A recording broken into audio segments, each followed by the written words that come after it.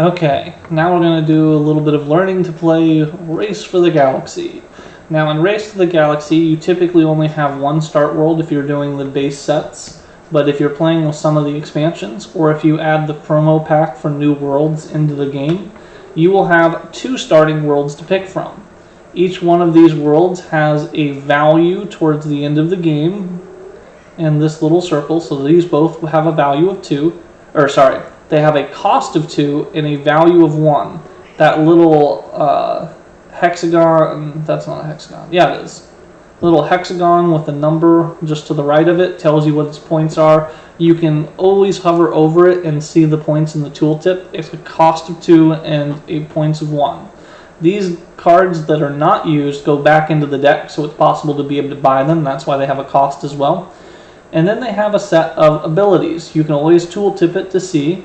They have abilities ranging from 1 through 5 with a little money one thrown in there. These are the 5 actions that happen during the rounds. These actions you're going to want to get bonuses towards, so that way you can start doing more things, having more options in where you go, all of that good stuff. So I'm just going to select to pick one of these worlds and roll with it for the moment. I selected a world that gives me a +1 to military, and anytime I sell a good I get a +2. Now let's see what he does, so that way we can actually start the game properly. I'm sure he'll discard eventually. Okay, there we go. Now we get to select a phase to play. If you're playing a multiplayer game, you get to select exactly 1 phase. If you're playing a 2-player game, you get to play 2 phases. I've always found that Race for the Galaxy specifically plays best with 2 players. It's quite interesting with 3 to 5 players, and is a acquired skill. You have to be very good at predicting your opponents and paying attention to everything to be the best at that. It's a very cool game to play that way. But I'm going to focus on the 2-player rule where you get to pick 2 actions. Now the actions are divided into these 5 phases: explore, develop, settle, consume, produce. And they have tooltips that were just popping up telling you what they do. An important thing to know is that any action you select will not just apply to you, it will apply to your opponent as well.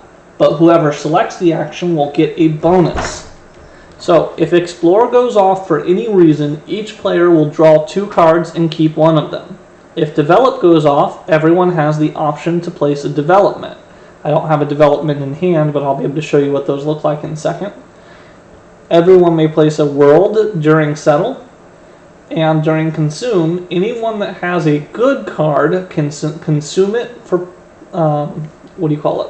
can trade it, sorry. The trade is this little money symbol. They may trade that good for its trade value and get cards, or you may use consume powers on your cards. None of the cards I have right now have a phase 4 power, but consume powers, you just use a good and get a point, or use a good, get a point and a card. Use 2 goods, get 3 points. That kind of theme is what consumes look like. Then you have produce. During production, everyone that has a production world will get the opportunity to place a good on it.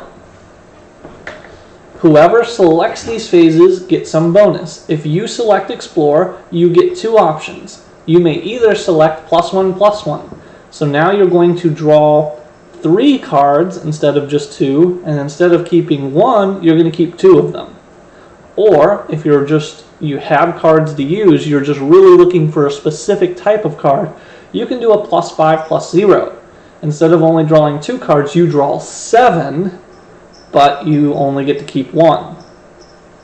You can do both, and I'm actually going to select both for this turn just so you'll see how that works. If I do both, it changed my bonus to +6/+1. That's on top of the original 2 and 1, so I'm going to draw 8 cards and keep 2 of them. Develop. Whoever selects this gets a bonus of -1 cost. So whatever development they place, if it's a cost of 5, they're only going to have to pay 4 for it. Settle. The bonus is draw a card after placing a world. The only way to ever do sell is to have been the person who selected this money symbol, and that'll turn 1 good into cards.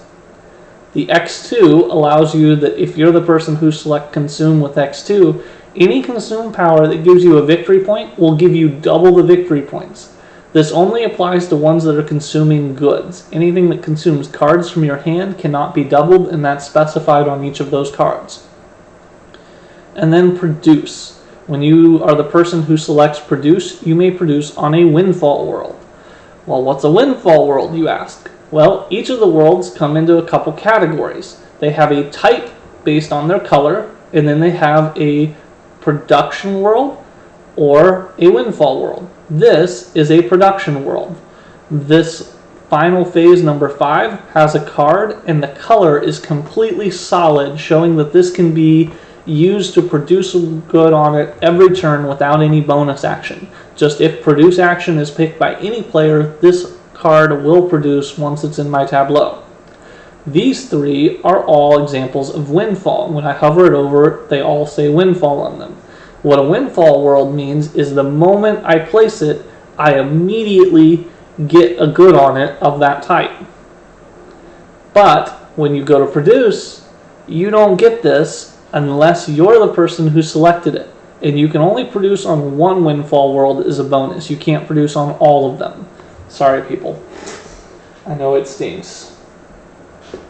Alright, so we have both selected our actions. You'll notice he actually selected settle twice, which is a little unusual. He must have some good worlds to be able to plant right away, and doesn't think I'll be able to follow. When I use the word follow, I mean using the action that the other player picked. That's called following. You don't get any bonus, but you can still take that action just fine. Alrighty, let me just select a few of these cards. Everyone else has to select their cards as well. Explore is done. Nothing happens for develop because no one picked it. A development have these diamond symbols on them. Developments, some of them are 6-pointers, and the 6-pointers tend to have some question mark number of victory points. These are the biggest scoring cards in the game because at the end of the game, everything you've done that fits the theme of that card will be awarded bonus points. Some of them you might only get 3-4 points for, and that was a pretty big dud for its cost. Other ones, you might get 12 to 15 points on a single card, and that'll give you a really strong advantage towards winning the game. But they're huge investments to be able to pay 6 for something. Okay, next up we get to talk about the difference between a military world and a civil world. This is a civil world. The ring around it is not red, and the number is not red. Each one of these 3 are military worlds. They have a red ring around them, and they have a red number in the center, and with white highlight instead of black highlight to kind of emphasize the difference. A military world, you must have enough military might in order to be able to conquer that world. But if you do, you don't lose any cards when conquering it. It's just a threshold you must have reached to be able to place the military world. A normal civil world like this, when I go to play it, I must pay its cost. There are cards, particularly developments, that allow you to reduce the cost of worlds or reduce the cost of developments. I'm just going to pay 3 of these cards. These are not good decisions. I'm just doing this for an example of how to play the game. Now, once he's selected, you'll notice both of us picked Windfall Worlds. We get a good on it immediately. That's what this little brown thing is. When you're playing the game physically, you just place a different card from the top of the deck face down on it, so you never get to see that card, and it is just representing a good that is available to be traded or consumed from that world. Now, since I am on a second settle phase, this is different from the first, I get the bonus from my first world. If there were ever anything that allowed me to place multiple worlds on at the same time, I only have my starting conditions before any of those worlds are placed. They're all placed simultaneously. But this is not simultaneous. This is 2 different settle actions. I have gained +1 military from my Blaster Gem Mines to go with my +1 from the Star Nomad Raiders. I have 2 military. I can plant one of these. Yay! Multiple worlds. I got to follow both of his actions. But now I only have one card left in hand. So I'm going to go exploring for more cards, and I'm going to choose the sell action. I'm not sure what he's going to do, but it might actually end up being pretty similar. Yep, he did pick very similar. I thought his hand's better than mine, but since he just dropped 2 worlds, and I can scroll down to show you what worlds he dropped, I thought he might do something similar. Now let me see, does it have tooltips down here for the trade value? It does not. How is someone supposed to know the trade value unless they've already memorized them? I guess down here maybe it's in the how to play section. Yeah, that's not very helpful though. Anyway, so I'm going to select my 2 cards, and he's going to select his 2 cards, and then we're going to go to the consume phase. Now I get to sell a good. The good value when I trade it away for cards is based on the world that it's on. It is not based on anything else except for the color of the world. The colors of the worlds are blue, cyan, and those are called novelty worlds. A novelty world is very great for consuming for points and easy to get. They're cheap worlds. However, their trade value is only 2 cards for that good, unless there's something to give a bonus. The next up is the rare elements. Rare elements are these with the brown color. A rare elements card is worth 3 when you sell it. Next up are the green, the genes worlds. The genes worlds, which are all about some race of aliens, or not aliens necessarily, but race of creatures, has a value of 4. And then the final one, which I don't have an example of here, are yellow worlds, and the yellow worlds are alien technologies. The alien technologies have by far the highest value at 5 cards for a single good, but the alien worlds are normally either very difficult to conquer or very expensive to settle. Some of them even have things, if they're cheap, that you can't sell them for goods or for cards. You have to use them as consume only for points. Now he's got some consume powers. You can see he's got one that says you consume any 1 good to get 1 victory point in a card, another one for 1 victory point in 1 card. You can use those to kind of get an advantage in the game doing something your opponent can't. Now, I'm going to sell this. I told you its value was 4, right? When I sell it, I drew 6 cards. Why did I draw 6? Because I have a power on my starting world that says +2 cards whenever you sell a good. And that is a great way to do this whole military conquer some windfall worlds that are easy to do and then sell them for lots of cards.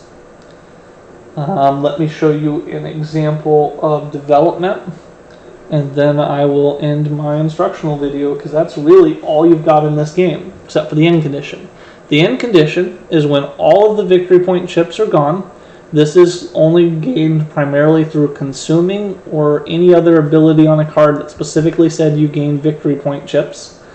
And when you do gain a victory point chip, like this one says gain victory points, you may discard 2 cards to gain a victory point. It's still under consume. There are some things that, like when you plant a specific type of world, you gain victory points, things of that nature. Most of those are in expansion decks rather than the base set. When 12 per player, 24 for a 2-player game, is gone, that will be the final turn. Everything will go off that turn. You will complete the entire round as normal. Just when you go to the phase selection for the next round, it checks end conditions and the game has ended. The second way to end, and the most common way to end a Race for the Galaxy, is through number of cards in Tableau. When either player ends a turn with 12 or more cards in their Tableau, the game immediately ends at the end of that turn.